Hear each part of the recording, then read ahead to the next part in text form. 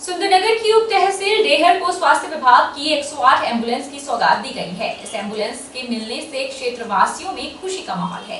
ग्रामीणों ने विधायक राकेश जम्वाल का स्वागत किया और विधायक ने इस मौके पर कहा कि इस एम्बुलेंस के मिलने से स्थानीय जनता के अलावा साथ लगती बिलासपुर की जनता भी लाभान्वित होगी। हमें लगता था कि 108 एम्बुलेंस की बहुत आवश्यकता हमारे इस क्षेत्र के गरीब लोगों के लिए रहती थी, जो गांव से गरीबों को हॉस्पिटल तक पहुंचना हो, सुंदरनगर पहुंचना हो तो मरीज को बहुत दिक्कत आती थी। मुख्यमंत्री जी का दौरा हुआ, जहां हमने इस नए भवन का लोकार्पण किया, वही मुख्यमंत्री जी से निवेदन किया कि इस हॉस्पिटल का दर्जा बढ़ाया जाए। मुख्यमंत्री जी ने इस हॉस्पिटल का दर्जा CSC का दर्जा सिविल हॉस्पिटल कर दिया। 50 बेडेड सिविल हॉस्पिटल हमारा ये डेहर का हॉस्पिटल हो गया। वहीं हमने उसी दिन मांग रखी थी कि 108 एम्बुलेंस जो है हमारे इस डेहर के लिए आनी चाहिए।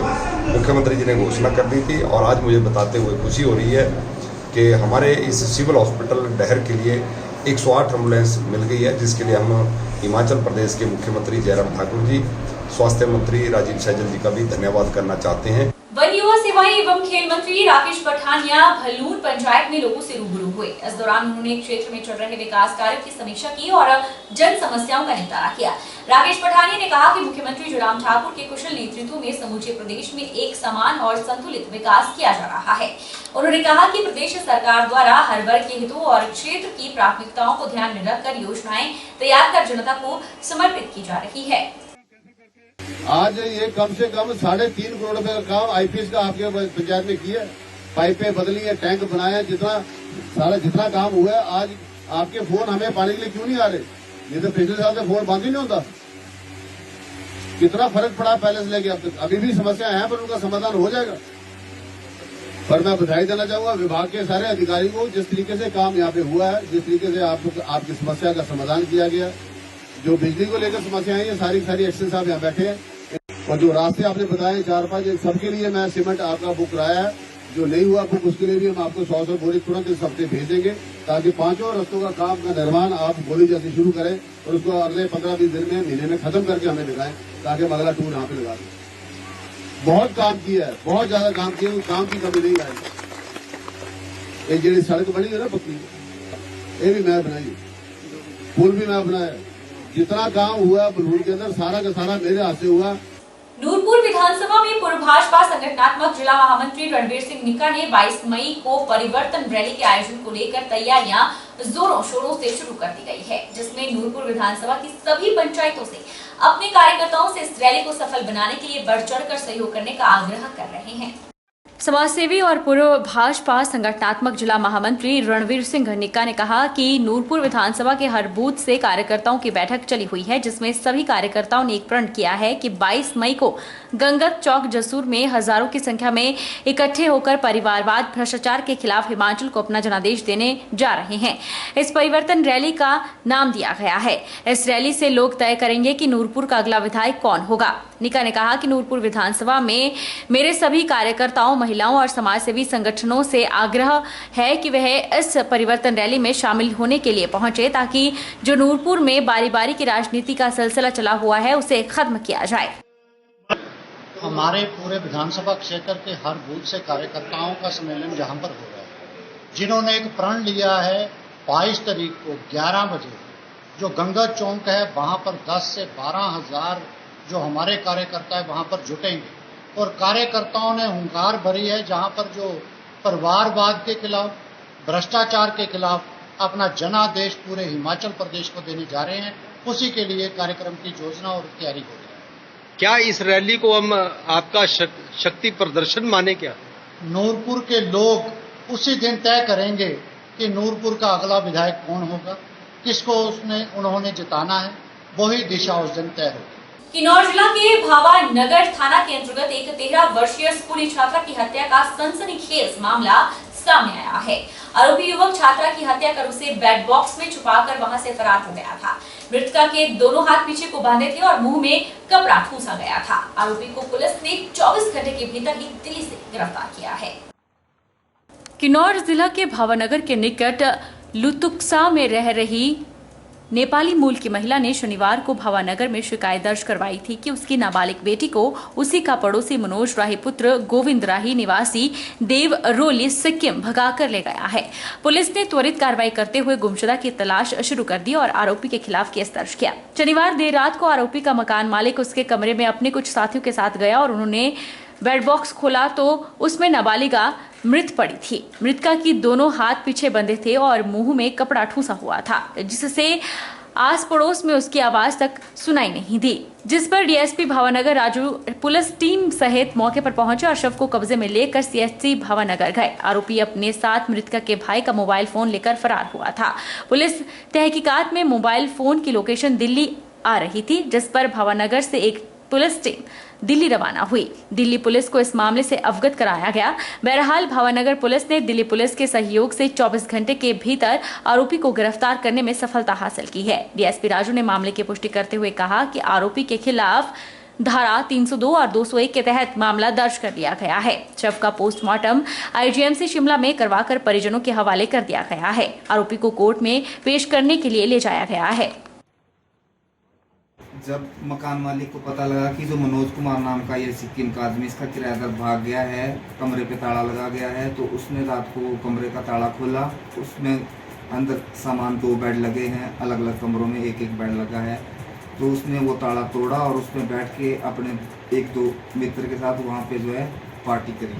तो जब उसको लगा कि इसको कंबल की ज़रूरत है तो उसने वो बेड बॉक्स खोला कंबल लेने के लिए। जब उसमें जो है वो लड़की जो गुम थी उसकी लाश दोस्त को पाई गई, जिस पर उसने तुरंत जो है पुलिस को खुद सूचना दी। और इसी दौरान हमको पता लगा कि जो एक्यूज पर्सन है वो लड़की का जो छोटा भाई है उसका फ़ोन भी अपने साथ ले गया है। उसके बेस पे हमने 14 तारीख की रात को या 15 तारीख की सुबह मतलब ट्रेस कर लिया कि वो दिल्ली में है और दिल्ली पुलिस से उसको पकड़ने में सहायता करने की जो है वो गुजारिश की। और साथ में उसी समय रात को 14 की रात को ही हमने अपनी टीम भी वहाँ भेज दी। तो अब हमारी टीम कंबाइंड उसमें कार्रवाई करके दोनों दिल्ली पुलिस और हमारी टीम ने जो है एक्यूज को दिल्ली में पकड़ा और उसको पूछताछ करने के लिए भावानगर लेके आए कल रात को। हमीरपुर के अणु सिंथेटिक ट्रैक पर हिमाचल प्रदेश अग्निशमन विभाग में फायरमैन की भर्ती के लिए शारीरिक दक्षता परीक्षा का आयोजन किया जा रहा है। 5 दिवसीय इस परीक्षा में हिमाचल प्रदेश कर्मचारी चयन आयोग द्वारा आयोजित की गई लिखित परीक्षा में पास हुए अभ्यर्थी भाग ले रहे हैं। कुल 43 पदों के लिए इस भर्ती का आयोजन किया जा रहा है। हमीरपुर के अणु सिंथेटिक ट्रैक पर हिमाचल प्रदेश अग्निशमन विभाग में फायरमैन की भर्ती के लिए शारीरिक दक्षता परीक्षा का आयोजन किया जा रहा है। कुल 43 पदों के लिए आयोजित हो रही भर्ती में आज 155 अभ्यर्थियों को ग्राउंड टेस्ट के लिए बुलाया गया। ग्राउंड टेस्ट में अभ्यर्थियों से बोझा उठाकर दौड़, रस्सा चढ़ाई और अन्य शारीरिक दक्षता का टेस्ट लिया जा रहा है। अग्निशमन विभाग के फायरमैन भर्ती प्रक्रिया के शारीरिक दक्षता परीक्षा देने पहुंचे कई अभ्यर्थियों ने डॉक्यूमेंट चेकिंग के बाद ग्राउंड टेस्ट में भाग न लेने पर भी विरोध जताया। अभ्यर्थियों का कहना था कि जब उन्होंने लिखित परीक्षा पास की है तो उन्हें डॉक्यूमेंट चेकिंग के बाद क्यों निकाला गया। उन्होंने बताया कि चेकिंग के दौरान उन्हें बताया गया कि यह परीक्षा केवल होमगार्ड के जवानों या पूर्व सैनिक के लिए ही निर्धारित की गई है।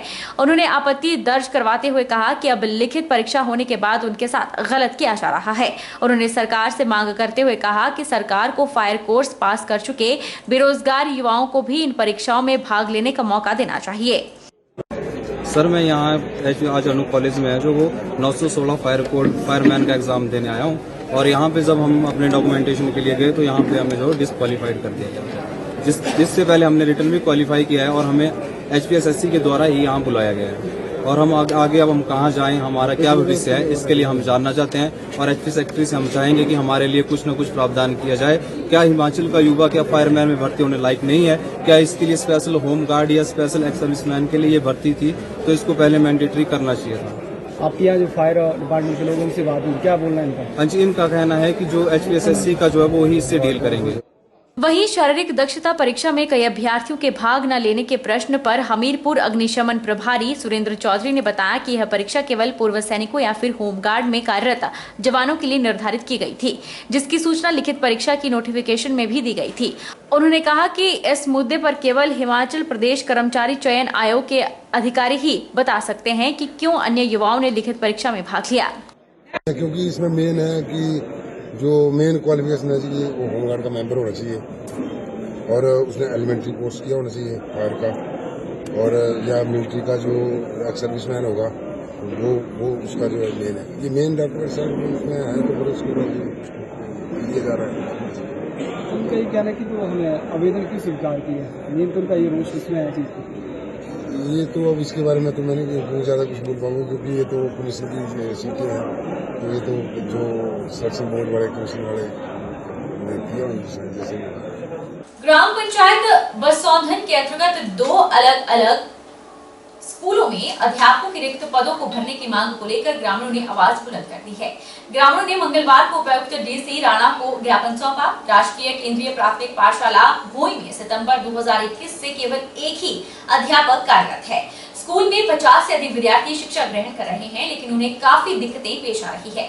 अभिभावकों को भी अब अपने बच्चों के भविष्य की चिंता सताने लगी है। इसके अतिरिक्त राजकीय प्राथमिक पाठशाला बसौधन में दोनों अध्यापकों का स्थानांतरण बिना किसी दूसरी नियुक्ति के ही कर दिया गया है। स्कूल में अब कोई भी अध्यापक कार्यरत नहीं है, जिसके कारण बच्चों को मजबूरन कई किलोमीटर सफर तय करके दूर दराज के स्कूलों में जाकर शिक्षा ग्रहण करनी पड़ रही है। उन्होंने मांग करते हुए कहा कि जल्द से जल्द स्कूलों में रिक्त पदों को भरा जाए, वरना ग्रामीण धरना प्रदर्शन करने को मजबूर होंगे। राजकीय उप केंद्रीय प्राथमिक पाठशाला भोई जो ग्राम पंचायत बसौधन में पड़ती है, वहाँ पर सितंबर 2021 से एक ही शिक्षक जो है वो शिक्षा दे पा रहा है और बच्चों की स्ट्रेंथ जो है वो 50 के लगभग है। और हमारे जो बच्चे हैं वो ऑलरेडी कोविड के टाइम से दो साल से बिल्कुल सब कुछ भूल चुके हैं और एक जो टीचर है वो अच्छी तरह से शिक्षा नहीं दे पा रहा है। सभी अभिभावक जो है वो आज यहाँ डीसी साहब के पास, जिला अधीश के पास इसलिए आए हैं कि अपना मांग पत्र इनके पास पहुंचाकर हमारी जो मांग है वो सरकार तक पहुंचाए। प्रदेश व्यापी आह्वान पर Himachal Pradesh HRTC driver union की बिलासपुर इकाई ने अन्य परिवहन कर्मचारियों के साथ गैर मीटिंग कर प्रबंधन और सरकार के खिलाफ नारेबाजी की। वहीं आरोप लगाया कि दिन रात ईमानदारी और कर्तव्य निष्ठा भाव से कार्य करने वाले परिवहन कर्मचारियों को अपने वित्तीय लाभों को पाने के लिए हमेशा लंबी लड़ाई लड़नी पड़ रही है। Himachal Pradesh HRTC driver union के जिलाध्यक्ष सुखदेव सिंह और प्रवक्ता राजेंद्र सिंह ने कहा कि प्रदेश सरकार और एचआरटीसी प्रबंधन द्वारा एचआरटीसी के चालकों और परिचालकों की मांगों की अनदेखी की जा रही है। अभी तक भी एचआरटीसी के चालकों और परिचालकों को पिछले 36 महीने के ओवरटाइम का भुगतान नहीं हुआ है। वहीं अब तक छठे वेतन आयोग की सिफारिशों को एचआरटीसी प्रबंधन और सरकार ने लागू नहीं किया, जबकि अन्य विभागों में छठे वेतन आयोग की सिफारिशों को लागू कर दिया गया है। इससे पहले एचआरटीसी कर्मचारियों और अन्य विभागों के कर्मचारियों के लिए वेतन आयोग की सिफारिशों को एक साथ लागू किया जाता रहा है। उन्होंने कहा कि यूनियन द्वारा 19 जून तक गेट मीटिंग जारी रहेगी। उन्होंने सरकार और एचआरटीसी प्रबंधन को चेतावनी देते हुए कहा कि अगर सरकार और एचआरटीसी प्रबंधन ने उन्हें वार्ता के लिए नहीं बुलाया तो उसके बाद आगामी रणनीति तय की जाएगी, जिसकी जिम्मेदारी सरकार की होगी। जो मांगे थी वो हमारी पहली डिमांड थी हमारी कि जो छठा वेतन आयोग और विभागों को दिया गया और हमारे एचआरटीसी के कर्मचारियों को इससे वंचित रखा गया।